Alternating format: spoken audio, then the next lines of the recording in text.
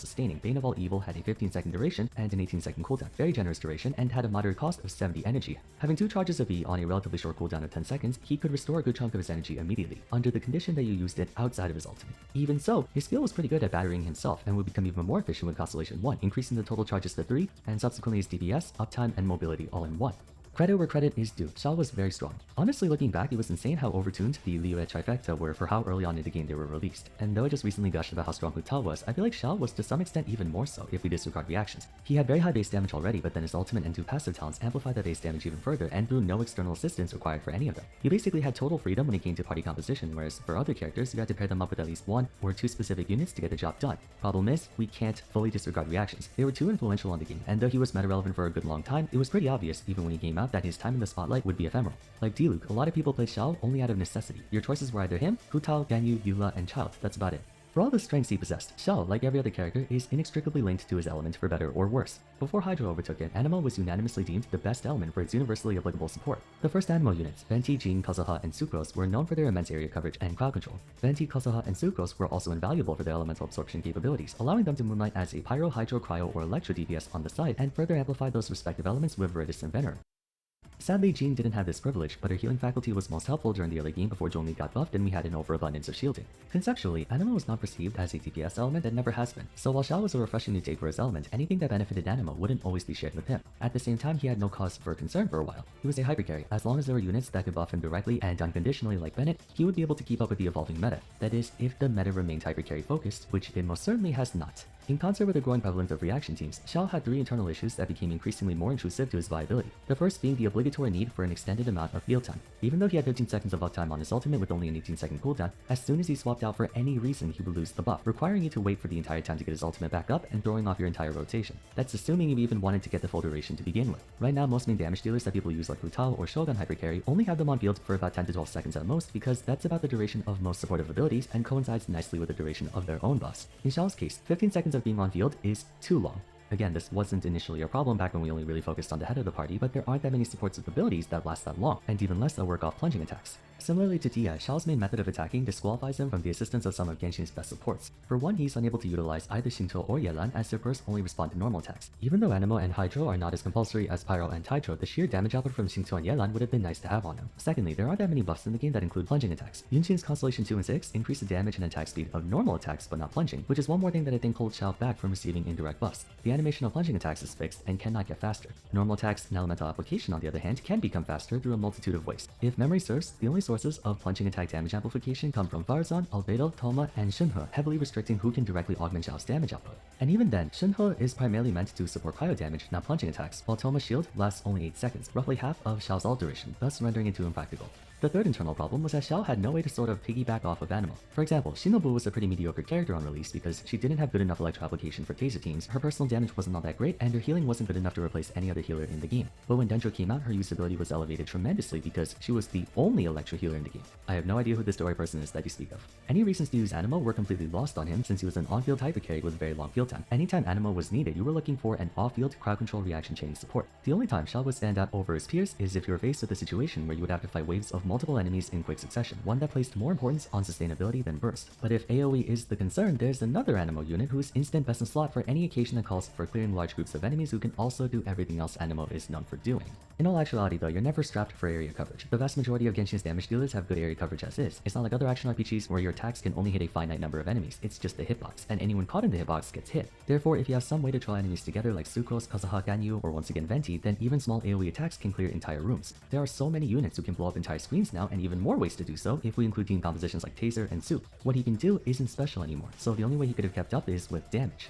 Xiao went through a long period where, like Eula, he received no help. Even though he did elemental damage, it wasn't reaction-centric, so he may as well have dealt physical damage for all the difference it made. Help did arrive in version 3.3 through Farazan, who increases the Anemo damage of her party based on her own attack along with shredding Anemo resistance, so what Shunhe is to Cryo, she is to Anemo. However, almost as if they were trying to pull a sick joke, another Anemo on-field damage dealer was released alongside Farazan, Wanderer. Now based on consensus, the two are not that different in terms of total damage output, and the Sombrero Man comes with his own problems, but the last thing that Xiao had that made him stand out was that he was the only Anemo main DPS in the game. If you're a big Anemo fan, your only choice was him. Now he doesn't even have that going for him anymore. Back to Farazan though, kind of like how Mika didn't do all that much to improve Eula's standing in the ranks, she didn't do very much for Xiao. Granted, her damage amp is nothing to sneeze at, but during the time it took for him to finally receive any support, he had like a dozen more serviceable if not downright broken 5-stars come out. Ayaka, Yoimiya, Shogun, Kokomi, Ito, Shunho, Miko, Ayato, Yelan, Tignari, Saino, Nilou, and the very patch before Farazan came out we just had one of the most overpowered characters to ever exist, Nahida. Though they aren't the same element, I was talking about how Xiao has fantastic area coverage and long-lasting uptime. Nahida has infinitely more in both.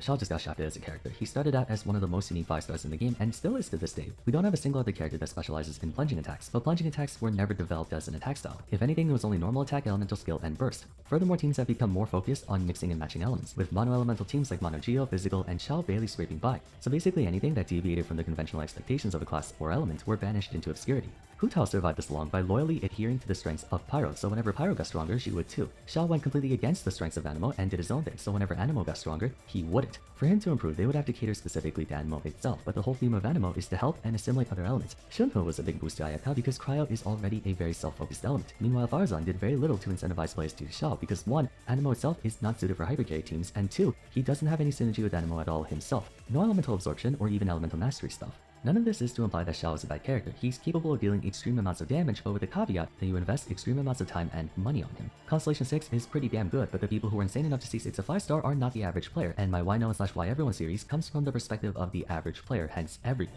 The average player will also not be aware of or care about hyper advanced tech like normal attack cancelling and whatnot. You can't argue X character is good if you do X, Y, and Z when only 1 out of every 1,000 or so players are willing to do X, Y, and Z. Anyways, I feel like miHoYo released him the way he is, knowing he would be a niche character and left him that way, which I can understand. I don't think it's fair for unorthodox characters to get completely ignored, but in Xiao's case, redesigning an entire element's priorities and functions just for one character isn't a worthwhile option. But I hope this was insightful to those who needed it and entertaining to those who wanted it. Let me know your thoughts.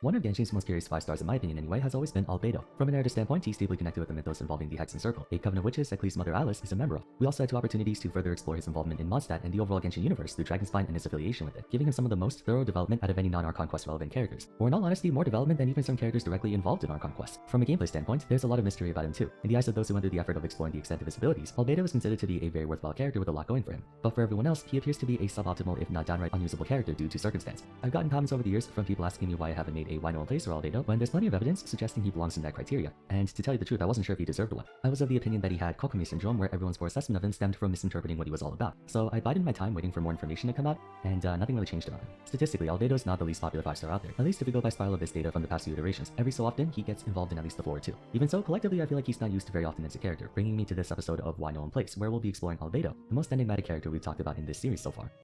As one of the earliest 5-stars in the game, Albedo gave us a taste of the power scaling of them. Initial thoughts on him were favorable, partly due to there being so few options. He was by no means meta-defining, but people were cautiously optimistic about what he could do. Inconveniently though, his timing could not have been worse. Released in version 1.2, he came out literally right after Zhongli, the Geodaddy himself, and though ironically Albedo was far stronger than Zhongli before the latter got buffed, character appeal was completely on the side of the Archon, causing Albedo to have poor initial reception since most free-to-play players depleted their supply of Primos the version prior. And even for pay-to-win types unconcerned with catching them all, the idea of another Geo 5-star after quite possibly the most emblematic Geo 5-star came off as redundant. His sales may look impressive seeing as how it was almost on par with Hu Tao, but a lot of that had to do with Genshin still being brand new and therefore riding off initial hype. Fortunately, he showed great promise, even in spite of a somewhat weird playstyle. The inherent flaws of the Geo elements went unnoticed for much of version 1, and at that point we were still evaluating every character's own merits instead of their contribution to the team as a whole. Damage-wise, he's a sub-DPS. After using Solar Acetoma, he created a small field that would deal follow Geo damage whenever enemies within were attacked. Even back then, off-field damage was appreciated by most players, as evident by Venti, Shenling, and Xingqiu dominating the early metagame. So there were obvious positives to having Albedo on your team in general, especially since he would give everyone bonus elemental mastery just by pressing his ultimate. Overall, he was a hybrid between dealing damage himself and boosting his team damage. If you were somehow able to max Constellation him, then having 17% bonus damage by simply picking up a crystallized shield would make him a rather powerful buffer for the team. In comparison to 5-stars nowadays, Albedo may come off as bare bones, but that in no way detracted from his effectiveness. What really messed him up were the surrounding circumstances, not unlike that of Eula. Both characters, and frankly the majority of Mondstadt's 5-stars, were victims of circumstance, Albedo being one of the more notable ones. There were 3 major problems that forced him into this kind of limbo state, and all of them link back to the idea that playing him feels kind of bad, not mechanically, but he doesn't have a very comfortable spot in, well, anything. First and foremost, because I know all of you are going to clamor about this in the comments begging me to cover this, weapon.